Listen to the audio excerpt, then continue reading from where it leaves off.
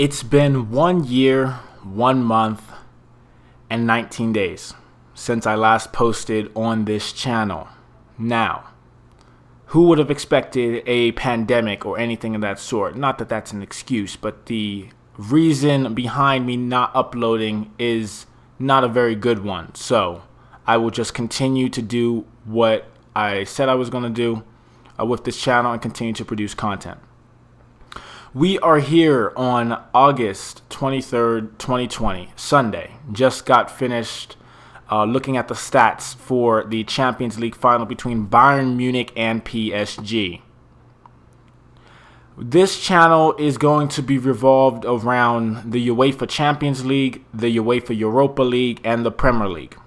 Why did I pick those three leagues? Because those three leagues are the most competitive in the world. Not that the other leagues are not competitive. You look at the League One, PSG wins it every year. You look at the Serie A, Juventus win it every year. You look at the German league, the Bundesliga, the Bayern Munich team that I just mentioned wins it every year.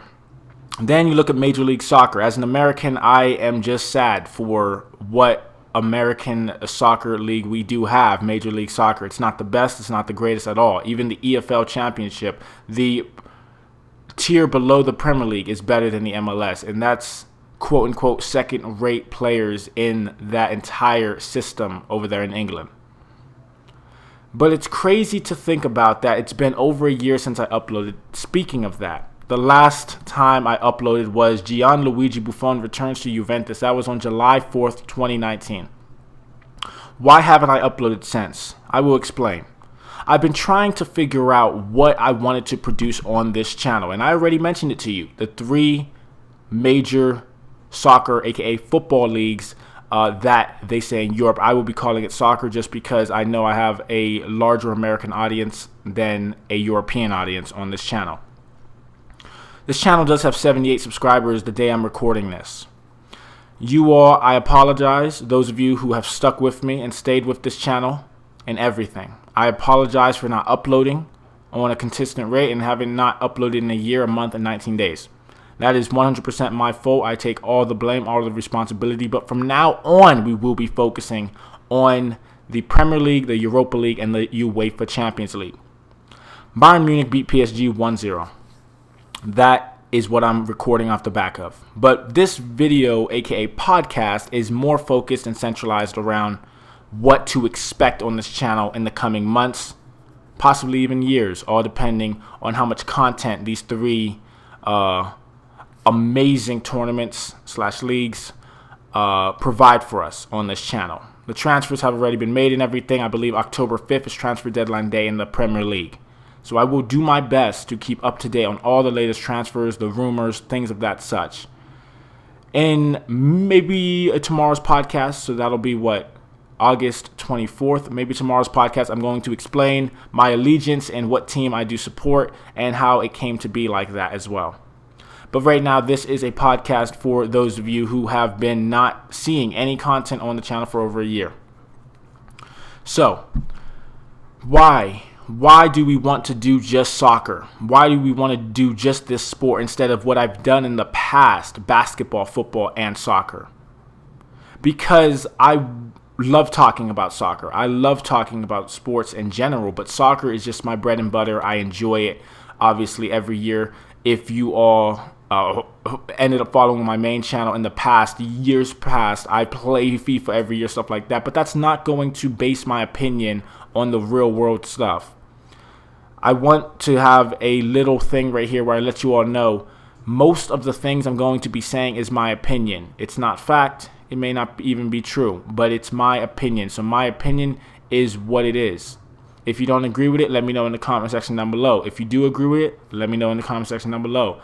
I will not be blocking any comments. I will not be turning off comments or anything like that, because I know that, yes, this world we live in is sensitive, but I do want criticism. I do want critiquing. I do want you all to understand that I am willing and open for constructive criticism. Obviously, if you're swearing up and down and doing all this and all that, then that's not helping me grow as a podcast channel. But this is just something to let you all know about. I am very excited about what is to come. I will let you all know that I will be joined by a couple of guests. I will be joined by my younger brother, who he loves. He loves the Premier League, he loves the Europa League, and he loves the Champions League. His team's actually going to be in the Europa League, and mine's going to be in the Champions League. But I will speak on that at a later date, of course. Either tomorrow or the following day, whenever I have time. It's been a really hectic schedule over the past year. I've been changing jobs. I've been doing things, trying to figure out what I want to do for this channel. Not only that, what I want to do on my main channel, which is rapidly growing and rapidly increasing. So I will have content for you all, hopefully daily, because I do understand that the soccer world is a massive one. But just to start it out, we are going to be talking about the UEFA Champions League. Now, I'm going to be honest, I have not seen any highlights or anything, but I do like to read articles. But this is the difference. I will not be reading articles every single time in the sense of that is going to be my only content and my opinion is going to be based off of that. No, I will read the article, base it off of what that specific person says, respect their opinion, and keep it moving. 4 points as Bayern Munich beat PSG to claim another CL title. This was an article on OneFootball, up to date at 3:06 p.m. Bayern Munich claimed their sixth European Cup on Sunday evening as they beat Paris Saint-Germain 1-0 in Lisbon. We take a look at the polling for OneFootball. This is crazy. 729,000 people predicted this match. 45% went PSG, 51% went Bayern Munich, and 3% were just quote-unquote undecided. They couldn't choose between the two teams.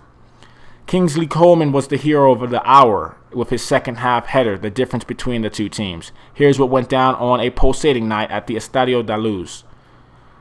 The first bullet point is deserved victory. Let's just say this from the outset. The best team won. Not just the best team on the night, but the best team in Europe post-lockdown and the best team in Europe for almost the entire season. We say the entire season because how long ago does October feel now? That was when Niko Kovac was sacked after an embarrassing 5-1 defeat to Eintracht Frankfurt, and Hansi Flick became the surprise successor. That has turned out to be a master stroke. The simple act of playing the best players in the right positions, Thomas Müller says, thanks, and re-upping the tempo has turned the Bavarians into the continent's dominant force again. This wasn't their best performance, but they were, as the old cliche goes, ruthless in their efficiency, getting the job done with a minimum of fuss. Kingsley Coman scored the only goal of the game after an incredible well-worked team moved in. Although Manuel Neuer had to come to their rescue on at least 2 occasions, this was ultimately the right result.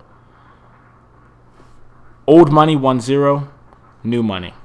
Bitter end. Ultimately, for PSG, this was a game too far as they came up against a side that were simply too much for them. That's not to say that they didn't have their chances. Neymar forced Neuer into 2 incredible first-half saves, whilst Kylian Mbappe really should have netted when he was clean through in the second period. But what really swung the encounter was Thomas Tuchel's, probably said that wrong, I do apologize, substitutions, particularly Julian Draxler's inclusion at the expense of Ander Herrera. Ander Herrera had been arguably PSG's best player up to that point, providing an anchor to the midfield and allowing the attack elements to roam free. That switch toward the end of the second half completed opened up the century of the pitch and saw all the discipline go out of Les Partisans. The Qatari ownership may not look on with his sympathetic eyes. And I'm going to leave it at that. Because, like I said, yes, I could read the whole article. I could go into everything and just all details in the matter. But I'm going to give you my opinion. Once I realized Barcelona got smacked, got thrashed, got taken behind the woodshed against Bayern Munich, that was when I realized who's stopping this team. Obviously, I wasn't watching a lot during quarantine. I wasn't watching a lot of football in the German league, I'm going to be honest. But I do know that, yes, it was competitive this year. We had Leipzig and we have Dortmund, so I do understand that. But Bayern Munich is just a juggernaut. When you have the money, when you have the talent, when you have the players who fit into the proper system with the proper coach, that is when you win games. PSG, on the other hand, of course, have Neymar, Mbappe, and a lot of other great players on their team. Ander Herrera from Manchester United, of course, at the back. We have a few solid names, as in Keylor Navas and Thiago Silva. These teams were pretty comparable on paper because, of course, as we know, Bayern Munich gets through the Bundesliga every year, but PSG gets through the French league every single year. But you can't help but to feel bad for Neymar and Mbappe. My brother, he ended up sending me a text about it because he did watch the game. So he did say this. So shout out to JJ Tubb. That is his channel, JJ Tubb. I will try to remember to put a link in the description for you all to check him out. He makes a lot of cool content sort of videos. But it says right here. He said, oh yeah. Neymar's flopping couldn't save him. Bayern are champions. And Neymar is crying. He said he kind of felt bad for him, though. And it's just one of those situations is Neymar has been so close, but yet so far with Barcelona, with, of course, PSG now. But the interesting thing about Barcelona is I think they did win one in 2015.